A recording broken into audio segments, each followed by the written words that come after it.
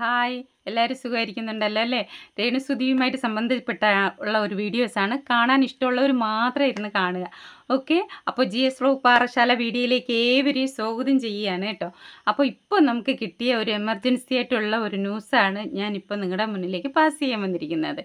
എന്തായാലും നമ്മുടെ Nobel Philip എന്ന് പറയുന്ന ബിഷപ്പ് ഒരു ഇൻ്റർവ്യൂ പുറത്ത് വിട്ടിട്ടുണ്ട്. ബിഷപ്പിനോടുള്ള ചോദ്യത്തിനുള്ള ഉത്തരമാണ് ബിഷപ്പ് കൊടുക്കുന്നത്.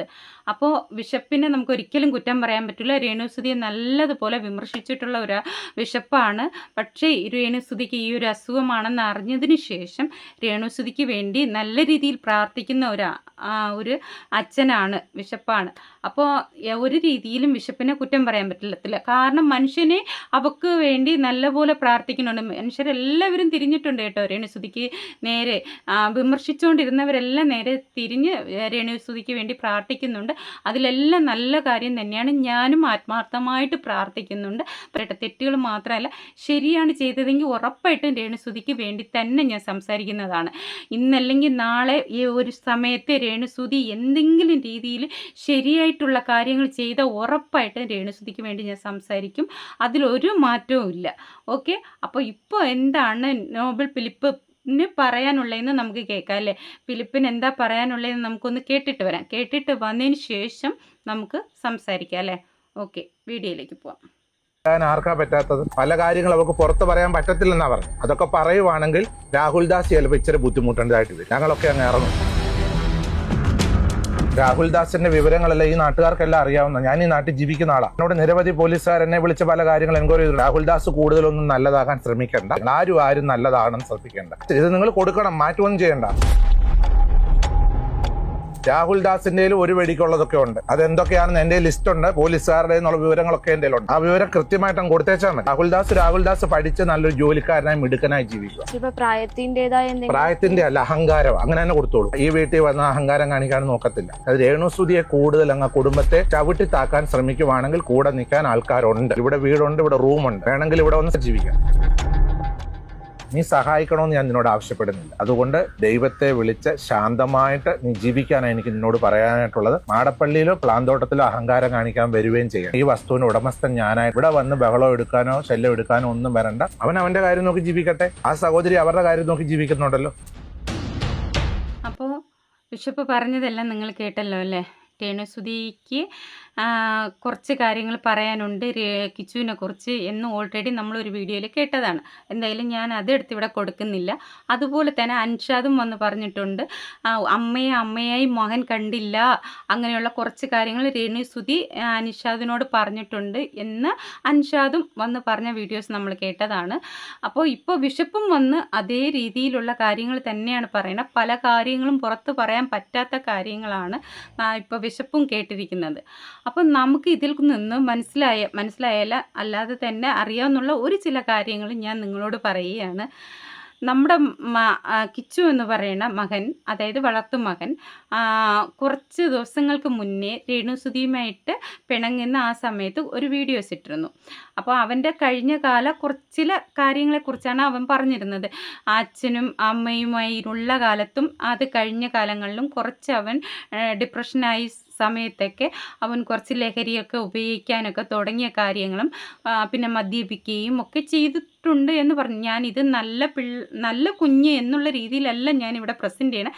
ചെയ്തത് തെറ്റ് തന്നെ. പക്ഷേ അവൻ ചെയ്ത തെറ്റുകൾ അവൻ്റെ വായ കൊണ്ട് തന്നെ അവൻ പുറത്തു വിടുകയും അതിൽ നിന്ന് തിരിഞ്ഞ് ഇപ്പം നല്ല രീതിയിൽ ജീവിക്കുകയും ചെയ്യാണ്.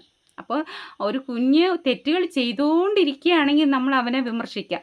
ആ തെറ്റുകളിൽ നിന്ന് അവൻ ഇനി ഞാൻ ആ തെറ്റുകളിലേക്ക് പോകില്ല ഒരിക്കലും എന്ന് പറഞ്ഞിട്ട് നല്ലതായിട്ട് തിരിച്ചു വരുന്ന കുട്ടികൾ, ആ ഒരു ലഹരിയിൽ നിന്ന് തിരിച്ചു വരുന്ന കുട്ടികളെ നമ്മൾ എന്തായാലും സ്വീകരിക്കണം അല്ലേ? തെറ്റ് തന്നെയാണ്. അത് എന്തായാലും അത് തെറ്റ് തന്നെയാണ്. അത് നമ്മൾ സമ്മതിക്കുന്നു. പക്ഷേ ആ തെറ്റുകളിൽ നിന്ന് തിരിച്ച് നല്ല ജീവിതത്തിലേക്ക് വരുന്ന സമയത്ത് നമ്മൾ അവനെ അപ്സെറ്റ് ചെയ്യണം എന്നുള്ളതാണ് എനിക്ക് തോന്നുന്നത്. അപ്പോൾ ആ രീതിയിൽ ഞാൻ അവനെ അപ്സെറ്റ് ചെയ്യുന്നുണ്ട്. നല്ലൊരു കുട്ടിയാണെന്നുള്ള രീതിയിൽ തന്നെയാണ് ഇരിക്കുന്നത്.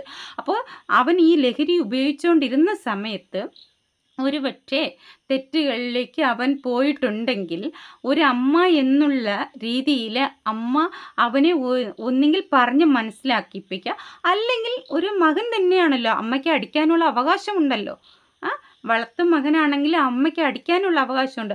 ഒരുപക്ഷെ അന്ന് ആ സമയത്ത് ഏതെങ്കിലും രീതിയിൽ മകനെ അടിച്ചു എന്ന് പറഞ്ഞിട്ട് വിമർശനങ്ങൾ വരികയാണെങ്കിൽ രേണുസുതിക്ക് തുറന്ന് ഓപ്പണായിട്ട് പറയാം, എന്നോട് ഇതുപോലെ ഒരു തെറ്റ് പ്രവർത്തിക്കാൻ വന്നു, അപ്പോൾ ഞാൻ അവനെ അടിച്ചു എന്ന് പറയാം. അതിൽ ഒരിടത്തും രേണുസുതിക്ക് തെറ്റായിട്ടുള്ള ഒരു രീതിയിലും വരത്തില്ല. കാരണം അമ്മയാണ് മകനെ അടിച്ചിരിക്കുന്നത്, അതും തെറ്റായ വഴിക്ക് സഞ്ചരിച്ചപ്പോൾ ആ മകനൊരു അടി കൊടുത്തു. അതിൽ ഒരു തെറ്റും ഇല്ല എന്ന് തന്നെയാണ് എനിക്ക് പറയാനുള്ളത്.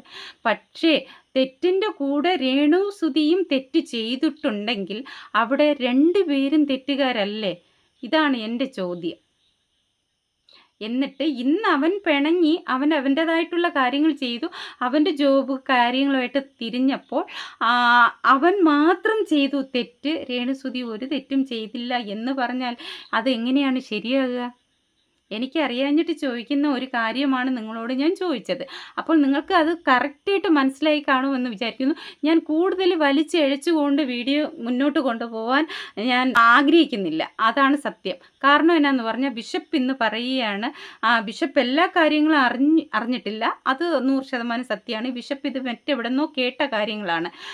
ഒരിക്കലും രേണുസുധീരെ വീഡിയോ കണ്ടിട്ടല്ല ബിഷപ്പ് വന്നിരുന്ന് പറയുന്നത്, മറ്റാരോ ബിഷപ്പിനോട് പറഞ്ഞു കൊടുത്ത കാര്യങ്ങൾ.